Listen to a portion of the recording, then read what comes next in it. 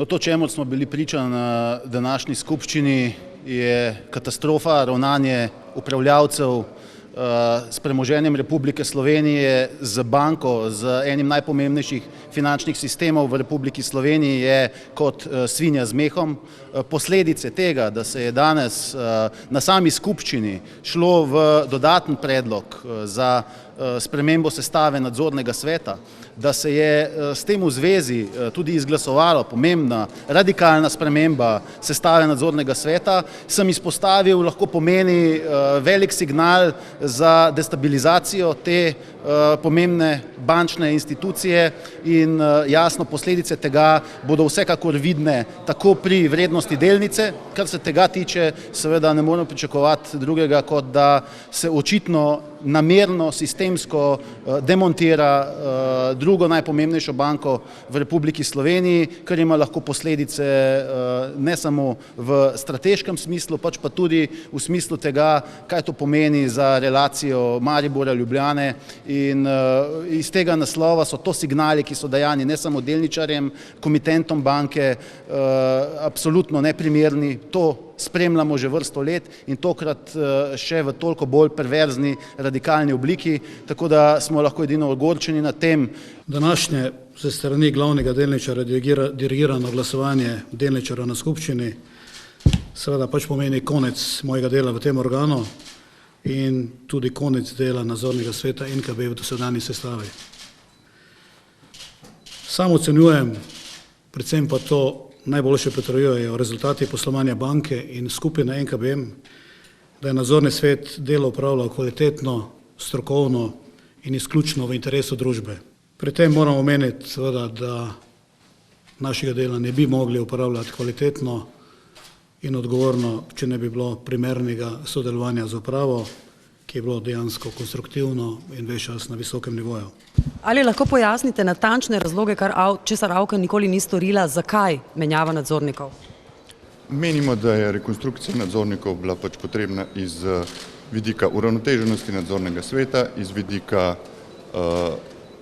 pač tudi odzivnosti nadzornega sveta na določene pobude, ki jih je pač Avken dala in je želela, da se pač na skupščini določene informacije delničarjem podajo.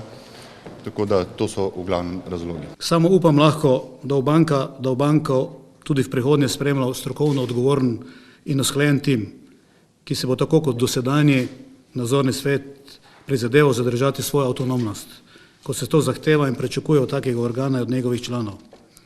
Naraščajoči poskusi vplivanja na člane nadzornega sveta, predvsem strani večinskega delničarja,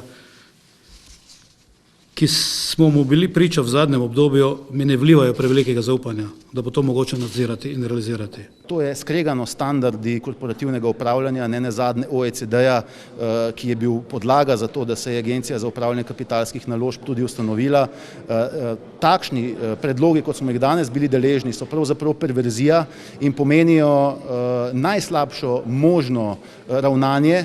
države, ki bi namesto, da bi bila v imenu državljanov odgovoren lastnik tako pomembnega finančnega sistema, kot je NKBM, druge najpomembnejše banke v Republiki Sloveniji, ki ena od redkih finančnih institucij še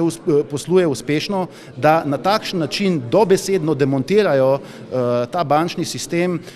to je zaskrbljujoče in resno se zastavlja vprašanje, čigavi interesi so za tem, prav gotovo ne interesi državljanov,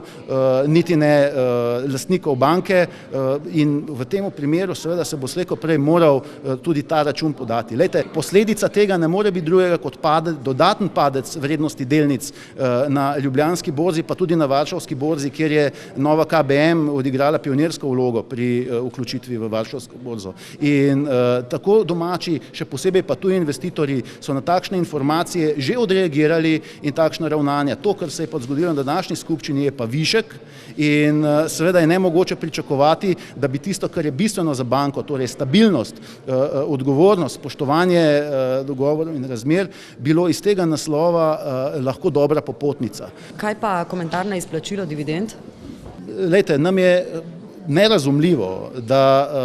Združenja malih delničarjev leto že drugo leto nasprotujejo delitvi dobička, delitvi dividend, tako z vidika tega, kar vsaj iz tega naslova investitorji, delničarji, tudi mali prejmejo, ne nazadnje skladi, v katere so spet vključeni investitorji in delničarji.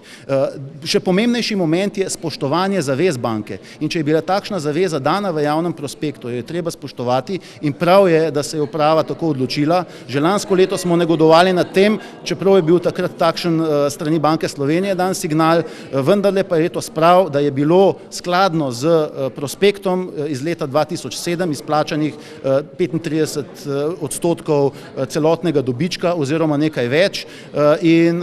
če bi se ta denar, ki bo samo iz naslova nedržavnih delničarjev prelil na Ljubljansko borzo, na organiziran trg vrednostnih papirjev, je to pravzaprav 4-kratni dnevni promet Ljubljanske borze. In takšen interes je treba zasledovati tudi, ko gledamo na izplačila dividend. Mi si vselej zavzemamo za to, da iz tega naslova participirajo delničarji pri dobičku družbe.